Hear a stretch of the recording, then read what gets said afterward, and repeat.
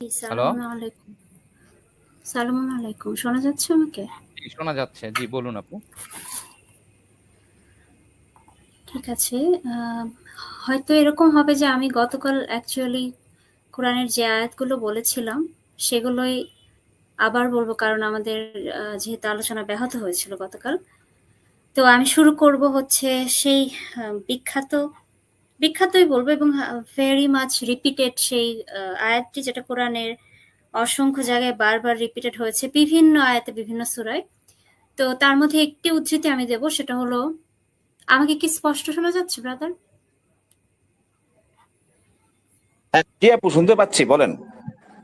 জি।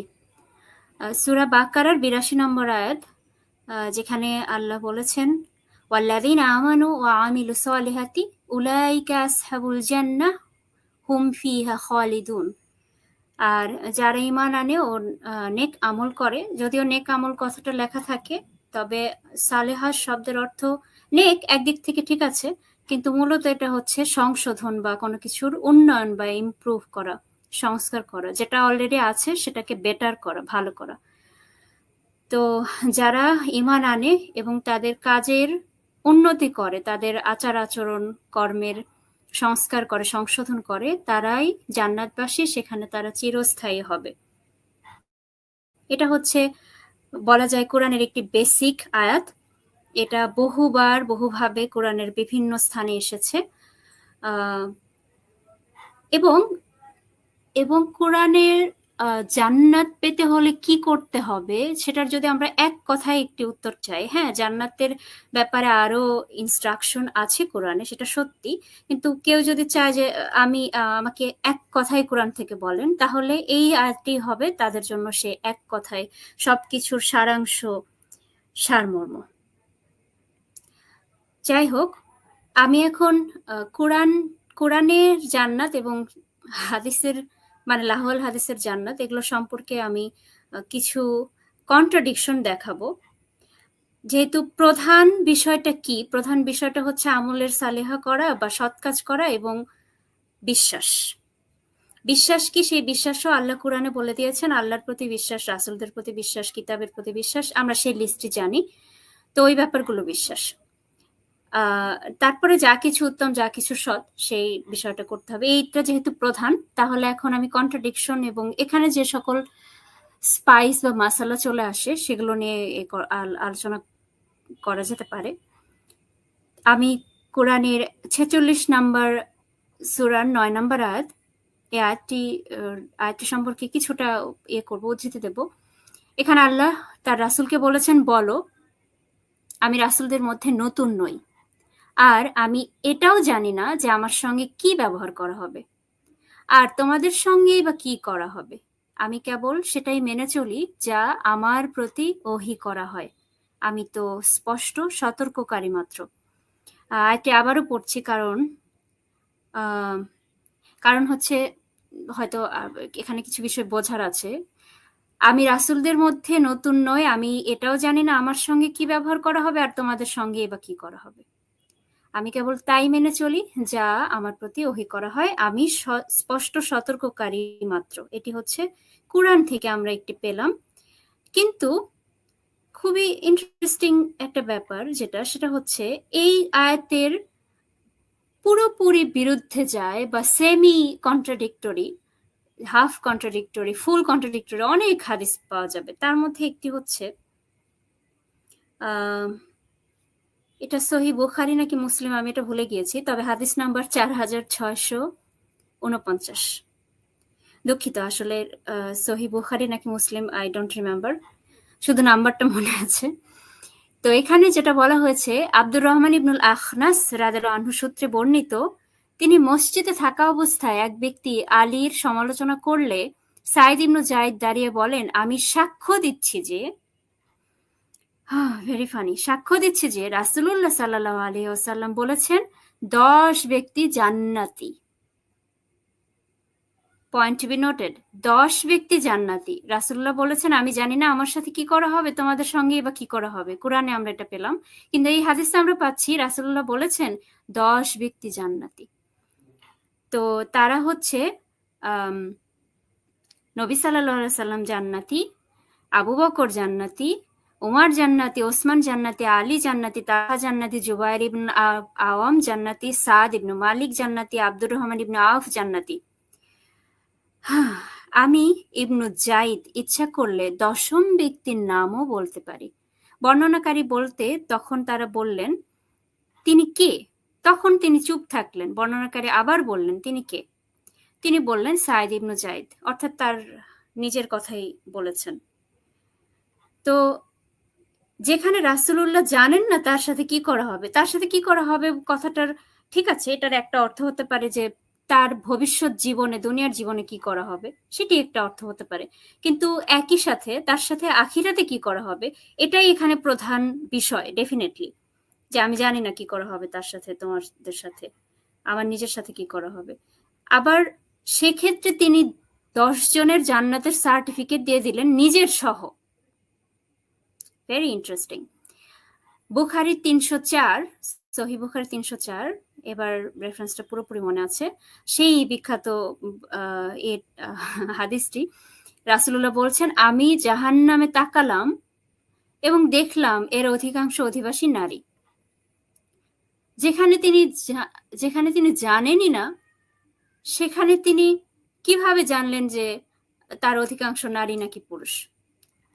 However কোরআন এই হাদিসটির আবার একটা সরাসরি কি বলে এটাকে, কন্ট্রাডিক্টরি না, রিবাটাল কোরআন থেকে আমরা যেটা পাই সেটা হচ্ছে 16 নম্বর সূরার 97 নম্বর আয়াত, যে কেউ সৎ কাজ করবে সে পুরুষ বা নারী হোক, আমি তাকে সুন্দর জীবন দান করব। এখন এই সুন্দর জীবন দুনিয়ার জীবনও হতে পারে, আখিরাতের জীবনও হতে পারে, দুইটাই জীবন। আর সূরা বাকারার 82 নম্বর আয়াত, যারা ঈমান আনে এবং সৎকর্ম করে তারা জান্নাতবাসী হবে। আবার সূরা বাকারার 62 নম্বর আয়াতে আল্লাহ বলছেন, নিশ্চয়ই যারা ঈমান এনেছে এবং যারা ইয়াহুদি হয়েছে এবং খ্রিস্টান হয়েছে এবং সাবিন হয়েছে, তাদের মধ্যে যারা আল্লাহতে ঈমান আনে এবং পরকালে বিশ্বাস করে এবং সৎকর্ম করে। আবারও এখানে সৎকর্মর পরিবর্তে মোস্ট পসিবলি আরবিক যে শব্দটা আছে সেটা হচ্ছে ওই সালিহা। যাই হোক, তবুও সেটাকে আমি সৎকর্ম হিসেবে আপাতত নিচ্ছি।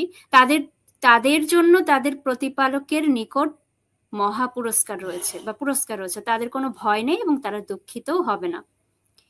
তো আমরা এই দুটি আয়াত থেকে যা পেলাম, একজন মানুষ তথাকথিত আমাদের মুমিনই হোক, মুসলিম হোক, মুমিন হোক আর ইহুদি হোক, খ্রিস্টান হোক, সাবি হোক, কমন যে বৈশিষ্ট্যগুলোর কারণে তারা আসলে আল্লাহর কাছ থেকে পুরস্কার তথা জান্নাত পাবে, সেটা হলো সৎকর্ম আর হচ্ছে ঈমান, আল্লাহতে ঈমান এবং পরকালে ঈমান।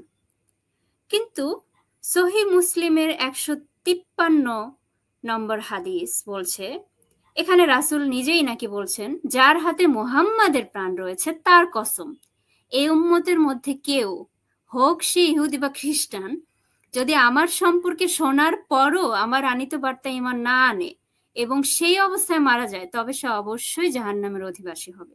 তাহলে আমরা যে বাকারার 62 নম্বর আয়াতে পেলাম, যারা ঈমান এনেছে এবং যারা ইহুদি হয়েছে, খ্রিস্টান হয়েছে, আল্লাহ তো আয়াতে এটা বলেননি যে যারা ইহুদি হয়েছে, খ্রিস্টান হয়েছে, তারপরে ঈমান এনেছে এবং সবাই তারা আমানু হয়ে গেছে, তাদের কথা তো আল্লাহ বলেননি। আল্লাহ এখানে ওয়া দিয়ে লিটারালি সেপারেট করে দিয়েছেন যে যারা ঈমান এনেছে, আবার যারা ইহুদি হয়েছে, যারা খ্রিস্টান হয়েছে, যারা সাবি হয়েছে, অর্থাৎ তারা তখনও খ্রিস্টান এবং সাবি অবস্থায় আছে, শুধু একটা জিনিস করেছে তারা সবাই, সেটা হলো আল্লাহতে ঈমান আনা, পরকালে বিশ্বাস করা এবং সৎকর্ম করা।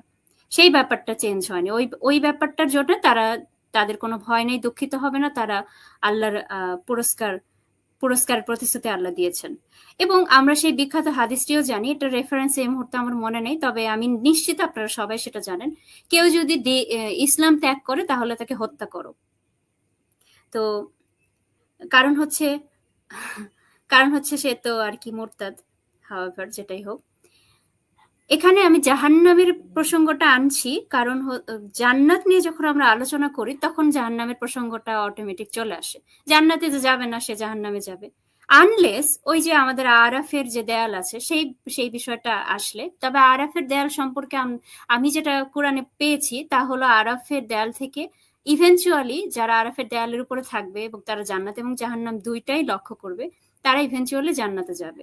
তো তাদেরকে আমরা জান্নাতেই মনে করতে পারি। যাই হোক, সহি মুসলিমের 91 এই হাদিসটি বলছে ইমানদার ছাড়া কেউই জান্নাতে প্রবেশ করবে না। অথচ আমি আবার উদ্ধৃতি দিচ্ছি, বাকারার 62 নম্বর আয়াতে আল্লাহ বলছেন যারা ঈমান এনেছে, ইহুদি হয়েছে, খ্রিস্টান হয়েছে, তারাও আল্লাহর কাছ থেকে পুরস্কার পাবে। তাহলে জান্নাতে প্রবেশের জন্য আবারও কমন যে বৈশিষ্ট্যটি আমাদের প্রয়োজন সেটি হচ্ছে বিশ্বাস এবং আমলের সলেহা বা সৎকর্ম। তারপর আরেকটি হাদিস, বুখারীর 3259। এখানে রাসূলুল্লাহ বলছেন, আমার উম্মত 73টি ফেরকায় বিভক্ত হবে, তার মধ্যে একটিকে ছাড়া বাকি সব জাহান্নামে যাবে। জিজ্ঞেস করা হলো, কে সেই দল? রাসূলুল্লাহ বললেন, যারা আমার এবং আমার সাহাবীদের পথে আছে। আমি এই হাদিসটা কত লেভেলে যে ফানি, এটা আমি আসলে এক্সপ্লেন করে সারতে পারবো না। কিন্তু আল্লাহর আল্লাহতে বিশ্বাস এবং আল্লাহর কিতাবে বিশ্বাস এবং আমলের সালিহা না করে শুধু আমার এবং আমার সাহাবীদের সাথে থাকলেই তাহলেই কি তারা জান্নাতে যাবে? Is it possible? Is it ever possible? কারণ আমরা জানি রাসূলুল্লাহর সাহাবীদের মধ্যে আশেপাশে মুনাফিকগণ ছিল। তারপর রাসূলুল্লাহ যখন সালাতের জন্য তথা এই একসাথে জমায়েত হয়ে কোরআনের আলোচনার জন্য ডাকতেন, তখন একদল সাহাবীদের মধ্যে একদল বলতো যে আমরা আমাদের ব্যবসা বাণিজ্য এগুলো ছেড়ে যেতে চাই না। তাই ওই আয়াতটি নাজিল হলো, ইদা নদিয়া, যে জুমার জন্য যখন বা জমায়েত হওয়ার জন্য যখন ডাক দেওয়া হবে, জমায়েতের সংযোগের জন্য যখন ডাক দেওয়া হবে, তখন তোমরা তোমাদের ব্যবসা বাণিজ্য ইত্যাদি ছেড়ে চলে আসো। তাহলে ওই রকম সাহাবী যারা তাদের দুনিয়াবি কাজ রেখে চলে আসতে চায় না, তাদের সাথে থেকে আমরা জান্নাতে যেতে পারবো। That's very very very funny.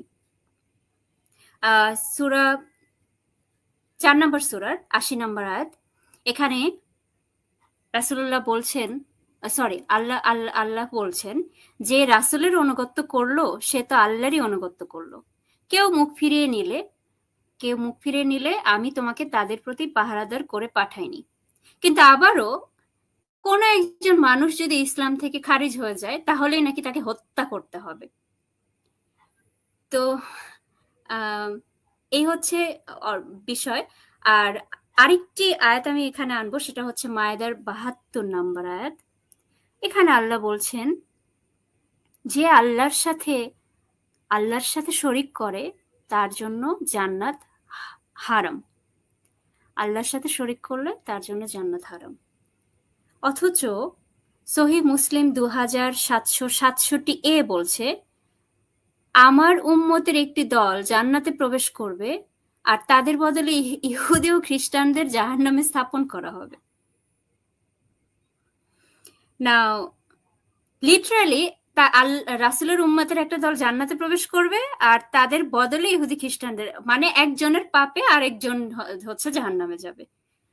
মুমিনদের যদি পাপ থেকেও থাকে তারপরে সেটার কোনো বিচার হবে না, তারা সরাসরি জান্নাতে চলে যাবে। তাদের পরিবর্তে বিনা কারণে ইহুদি খ্রিস্টানদেরকে জাহান্নামে প্রেরণ করা হবে।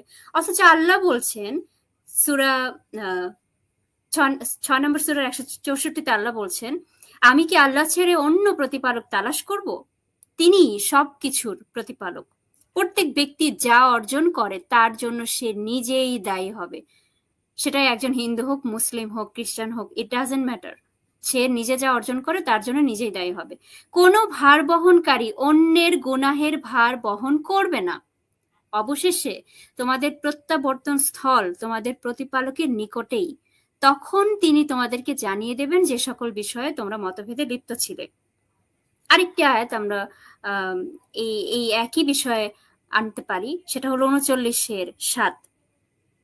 আল্লাহ বলেছেন, আচ্ছা আমি কিছুটা স্লো করছি যাতে ব্রাদার সজীব আয়াতটি দেখাতে পারেন, কারণ এত দ্রুত পড়ে গেলে হয়তো সেটা সম্ভব হবে না। তোমরা যদি কুফরি করো তবে আল্লাহ তোমাদের মুখাপেক্ষী নন, তিনি তার বান্দাদের জন্য কুফরি আচরণ পছন্দ করেন না। তোমরা যদি কৃতজ্ঞ হও, তোমরা যদি কৃতজ্ঞ হও তবে তোমাদের জন্য তা তিনি পছন্দ করেন। একের বোঝা অন্যে বহন করবে না। শেষমেশ তোমাদেরকে তোমাদের পালনকর্তার কাছেই ফিরে যেতে হবে। তখন তিনি তোমাদেরকে জানিয়ে দেবেন তোমরা যা করছিলে। তিনি তো অন্তরের খবর পর্যন্ত জানেন। এবং 53-38 ছোট্ট একটি অংশ আয়াতের, এটা এই যে কোনো বহনকারী পাপের বোঝা বহন করবে না। তাহলে আমরা যে এই হাদিসটি পেলাম যেখানে উম্মাতের একটি দল, মুহাম্মাদের উম্মাতের একটি দল জান্নাতে যাবে আর তার বদলে ইহুদি খ্রিস্টানদেরকে জাহান্নামে স্থাপন করা হবে কোনো বিচার ইত্যাদি ছাড়াই। Very funny.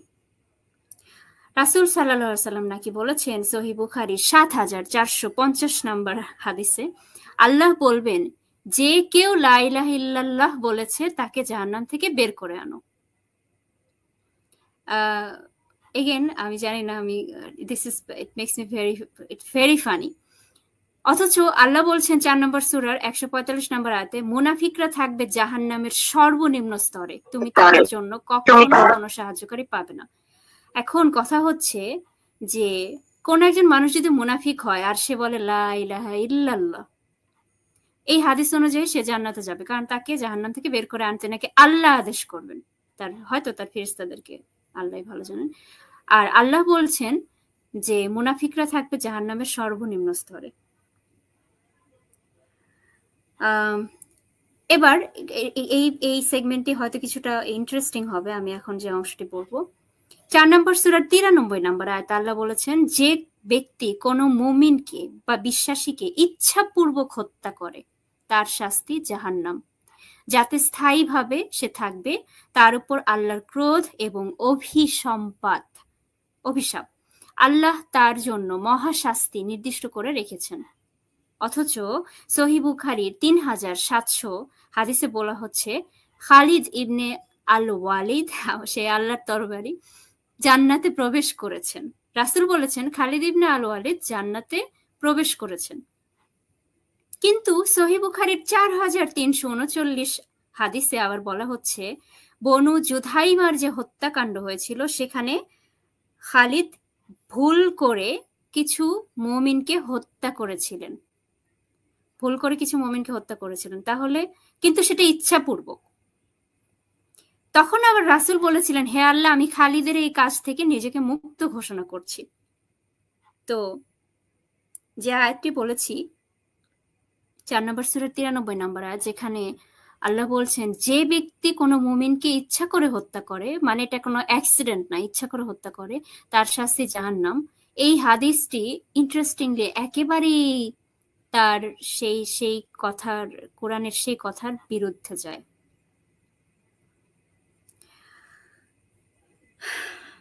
আল্লাহ বলবেন সহিহ বুখারীর 7439-এ আল্লাহ বলবেন, যে কারো ইমানে সরিষার দানার সমান ইমান থাকলেও তাকে জাহান্নাম থেকে বের করে আনো। ওই সে একই কথা। আর অথচ সূরা হুমাজার 1-4 আল্লাহ বলছেন, ধ্বংস তাদের জন্য যারা উপহাস করে এবং তাচ্ছিল্য করে। এই আয়াতের এরকম অনুবাদও আছে, যারা নিন্দা করে সামনে এবং পিছনে, যারা ধন সম্পদ জমায় এবং বারবার গণনা করে, বা ধন সম্পদ জমায় এবং গুনে গুনে রাখে, সে মনে করে ধনই তাকে চিরস্থায়ী করবে, না, সে তো অবশ্যই হুতামায় বা জাহান্নামে নিক্ষিপ্ত হবে। আবার ইন্টারেস্টিংলি এই জাহান্নামে নিক্ষিপ্ত হবে যাদের কথা আল্লাহ বললেন, হাদিস আবার তাকে সেখানে বলছে সরিষার দানার ইমান থাকলেও, সরিষা দানা পরিমাণে ইমান থাকলেও। আমার প্রশ্ন হচ্ছে, কোনো মানুষ যদি গীবত করে বা উপহাস তাচ্ছিল্য করে, ধন সম্পদ জমায় এবং বারবার গণনা করে, তাকে তো আল্লাহ বলেছেন হুতামায় নিক্ষিপ্ত করা হবে। তাহলে তার মধ্যে সরিষার দানার ইমান থাকতেও পারে, থাকলেও হুতামায় নিক্ষিপ্ত করা হবে এই আয়াত অনুযায়ী 104 নম্বর সূরার 1-4। তাহলে কন্ট্রাডিকশনটা আমার কাছে খুবই ফানি এবং ভেরি ক্লিয়ার। আবার সহিহ বুখারীর 1408 হাদিসে রাসূল বলছেন, আল্লাহ যদি কাউকে ভালোবাসেন তবে তিনি তাকে ধনী বানান। আবার সহিহ বুখারীর 1052 হাদিসে আল্লাহ বলছেন, আমাকে জান্নাত ও জাহান্নাম দেখানো হয়েছে এবং এর চেয়ে আগে কখনো আমি এরকম কল্যাণ ও অকল্যাণ দেখিনি। কিন্তু 46 নম্বর সূরার 9 নম্বর আয়াতে আল্লাহ বলছেন, বলুন, আমি কোনো নতুন রাসূল নই এবং আমি জানি না আমার সঙ্গে এবং তোমাদের সঙ্গে কি করা হবে। আমি তো কেবল সেই অনুসরণ করি যা আমার প্রতি ওহী করা হয় এবং আমি তো একজন স্পষ্ট সতর্ককারী ছাড়া আর কিছুই নই। যা হোক, তো আহ, কোরআন থেকে আমরা যা জানি তা হলো প্রধান বিষয়টা হচ্ছে ঈমান এবং সৎকর্ম। যা কিছু সৎকর্ম না বা কর্মের সংশোধন বা কর্মের উন্নয়ন নয়, সেই ব্যাপারগুলো করলে তারা জান্নাতে যেতে পারবে না। আর হাদিস অনুযায়ী অসংখ্য, কেউ একজন টাকনুর নিচে যদি শুধু কাপড় পরে তাহলেই তার গোড়ালি জাহান্নামে যাবে। কোনো নারীর যদি যে কয়েকটি চুল দেখা যাবে, সেই কয়েকটি চুলে একটা করে থাকবে, সাপ থাকবে, ইত্যাদি ইত্যাদি ইত্যাদি। কেউ যদি সঙ্গীত শোনে, মিউজিক, তাহলে জাহান্নামে তাকে তার কানে গরম গলিত সীসা দেওয়া হবে। আবার হাদিস অনুযায়ী ইখলাস, হ্যাঁ, সূরা ইখলাসের যে বিষয়টা, এটা অথবা তাসবিহ অথবা পৃথিবীর হেন অন্যায় কর্ম করে এসে খালি নামাজে দাঁড়ালেই, নামাজটা পড়ে ফেললেই সে জান্নাতে চলে যাবে, কোনো সমস্যা নেই। আবার অপকর্ম করবে, আবার সে 5 বার করে নামাজ পড়বে, কোনো সমস্যা নেই। অথবা সারা জীবন পাপ করে শুধু একবার শেষ জীবনে গিয়ে হজ করে আসলেই সে শিশুর মতো পবিত্র হয়ে জান্নাতে প্রবেশ করবে। তো এই ব্যাপারগুলো কম বেশি আমরা সবাই জানি, তবে আরো হয়তো ইন ডিটেলস পড়াশোনা করলে তখন হাদিসের যে অগ্রহণযোগ্যতা জাহান্নাম জান্নাতের মতো মোস্ট সিরিয়াস বিষয়, সেটা আরো আরো স্পষ্ট হয়। এবং এই জন্য আমি সবাইকে আহ্বান করব, হাদিস মানার জন্য না, কিন্তু জানার জন্য হলেও পড়বেন। আমরা সবাই যেন পড়ি এবং কোরআন মানার জন্য জাহান্নাম জান্নাতের ব্যাপারে কোরআনের আয়াতগুলো আমরা সবাই যেন পড়ি। আলহামদুলিল্লাহ রাব্বিল আলামিন। Thank you. অনেক অনেক ধন্যবাদ কোরআনের নন্দিনী এলিয়া আপু, আপনি খুব সুন্দর করে একেবারে